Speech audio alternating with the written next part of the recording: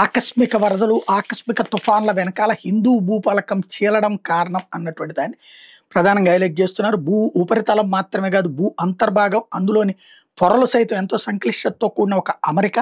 అలాంటి అమెరికాలో ఇప్పుడు కొత్త తరహా మార్పులు సంభవిస్తున్నాయని తాజా అధ్యయనాలు తేలింది.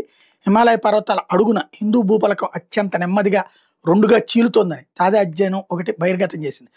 కొనల వెంట ఢీకొని రాపిడి కారణంగా టిబెటన్ భూపాలకం కిందకు హిందూ భూపాలకం వెళ్తోందని అధ్యయనంలో వెల్లడైంది.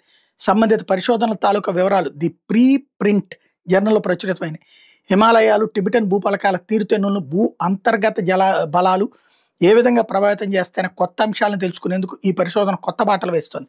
ఈ అధ్యయనం ప్రకారం హిమాలయాల ఎత్తును మరింత పెంచేస్తూ ఈ హిమాలయాల దిగువన హిందూ భూపలకం వంగిపోతోంది. యురేషియా భూపలకం హిందూ భూపలకం ఢీకొనడం వల్లే హిమాలయాలు ఉద్భవించాయని తెలిసిందే.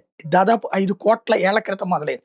ఇటీవల కొత్తగా త్రిమితీయ సిస్మిక్ డేటాను సేకరించి విశ్లేషిస్తే హిందూ భూపలకం కదలికల్లో వైరుధ్యాలను గుర్తించారు. ముఖ్యంగా 90 నుంచి 92 డిగ్రీల తూర్పు రేఖాంశం పొడవున హిందూ భూపలకం టిబెటన్ భూపలకం కిందకు చొచ్చుకుపోతుంది. అలా వెళ్లే క్రమంలో చీలిపోతుంది. ఇది యాడోంగ్, గులు, కొనాసాంగ్రి జోన్లో జరుగుతుంది. ఇక పశ్చిమ హిమాలయాల వైపు గమనిస్తే ఇక్కడ పెద్దగా ఎలాంటి మార్పు లేదు. భారత్ టిబెట్ సరిహద్దులు వెంబడి ఉండే ఎర్లాంగ్ జాంగ్బోకి ఉత్తరాన 100 కిలోమీటర్ల దూరంలో భూగర్భంలో ఈ రెండు పొరలు కలుస్తున్నాయి. తూర్పు వైపున మాత్రం పరిస్థితి వేరేలా ఉంది. హిందూ భూపలకంలోకి దిగువ పొర అయిన లిథోస్పిరిక్ మాంటెల్ మరింత లోతులోకి చొచ్చుకుపోతోంది. దీంతో టిబెటన్ లిథోస్పోక్ విస్తరిస్తోంది. ఈ కారణంగానే హీలియం వాయువు ఉద్గారాల లోతుల్లో భూకంపాలు సంభవిస్తున్నాయి. తాజాగా అధ్యయనం అనేది భూపలకాల కదలికలు మాత్రమే కాదు, కొత్త ప్రాంతాల పర్వతాల ఆవిర్భావ అవకాశాలు కూడా వెల్లడిస్తాయని భూగర్భ శాస్త్రవేత్తలు చెప్తున్నారు.